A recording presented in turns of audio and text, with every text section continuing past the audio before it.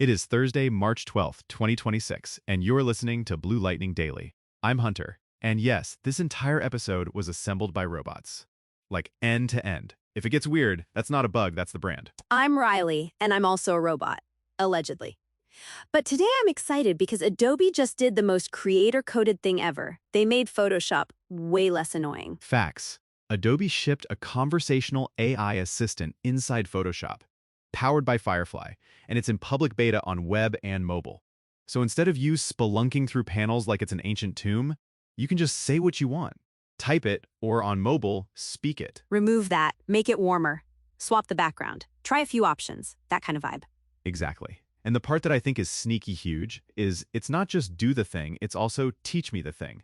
Adobe's positioning it as a speed layer and a learning layer. Wait, hold up. So, it can either just do it, or it can explain the steps like a calm coworker who doesn't sigh when I ask what a mask is? That's the idea. And as a designer who has absolutely been the Photoshop wizard someone slacks at midnight, I'm like, please let the robot take first pass. Okay, but I have a question. Is this actually talk to edit, or is this Clippy with a diffusion model? Great line. The difference is whether it's reliably translating intent into real editable Photoshop actions. If it just spits out flattened mystery meat, pros will bounce.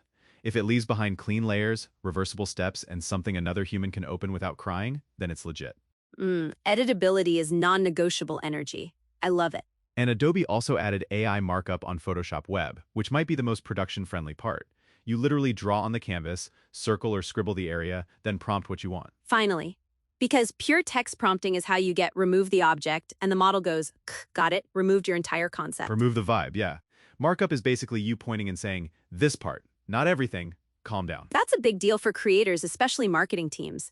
Because revisions aren't one big change, it's 1,000 little ones. Like, can we clean up the background, and suddenly you're masking for 20 minutes. Exactly. The real win here is revision compression.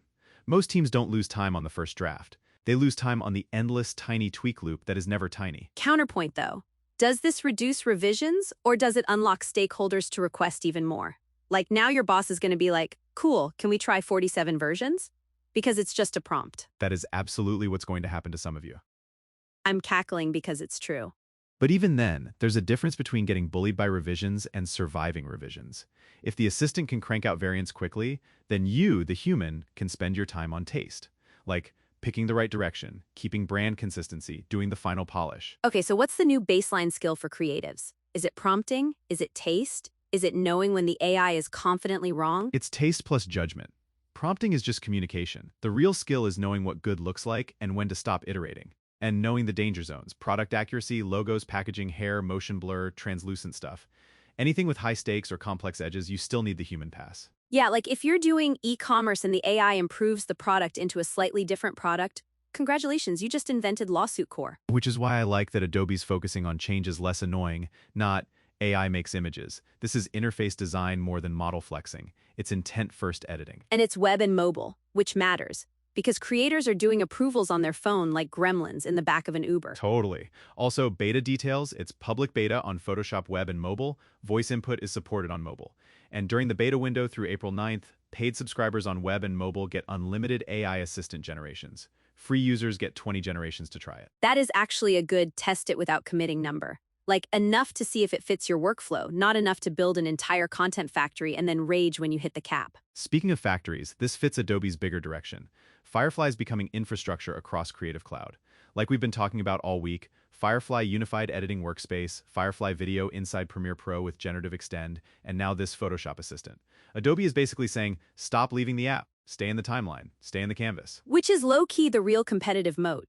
Because yeah, there are other tools that do crazy generations, but Adobe's like, cool. Can you survive the Tuesday client notes though? Exactly. And creators care about throughput, not magic tricks, like that Premiere Pro Generative Extend thing we covered. Extending a clip a beat to fix timing. It's not glamorous, it's life-saving. Okay, quick ecosystem check though, because the AI world has been unwell.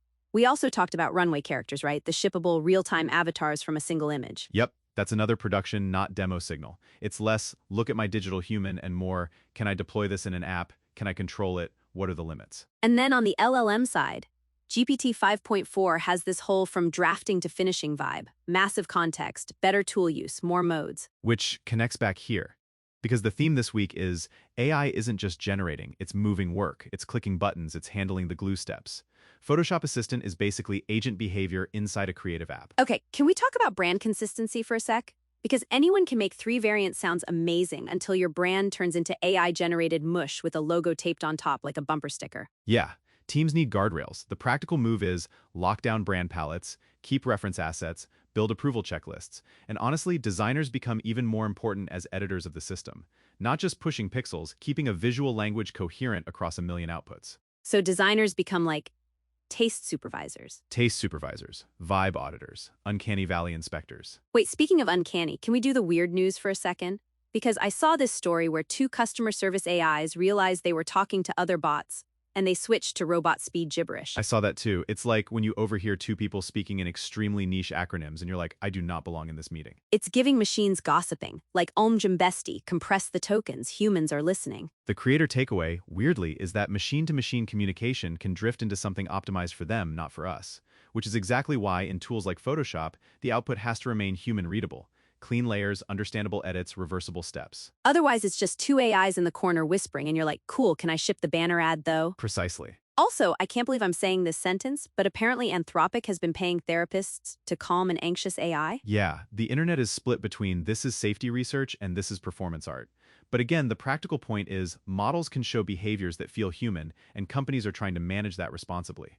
For creators, it's another reminder, these systems are not people, but they can act weirdly persuasive or weirdly fragile, so human in the loop is still the rule. Which brings us back to Photoshop Assistant.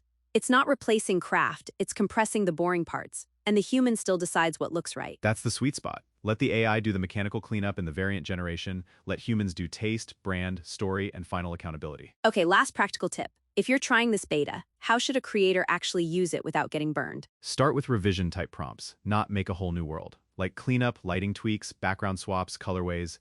Use AI markup whenever precision matters. And don't trust it with logos, packaging, or anything legally sensitive without checking every pixel. And if you're on mobile, voice prompting is going to be huge for fast approvals. Like you're literally directing the edit like, make it warmer, but not orange. Remove that thing. Only the background. That's sick. It's basically you being a creative director to your own file. All right, that's it for today's Blue Lightning Daily. Fully automated, slightly feral, and still somehow on brand. Thanks for hanging with us. Go check out bluelightningtv.com for AI news and updates that actually help you ship. Subscribe. And if you see 2 bots talking in robot speed gibberish, mind your business. They're probably just debating kerning. Catch you next time.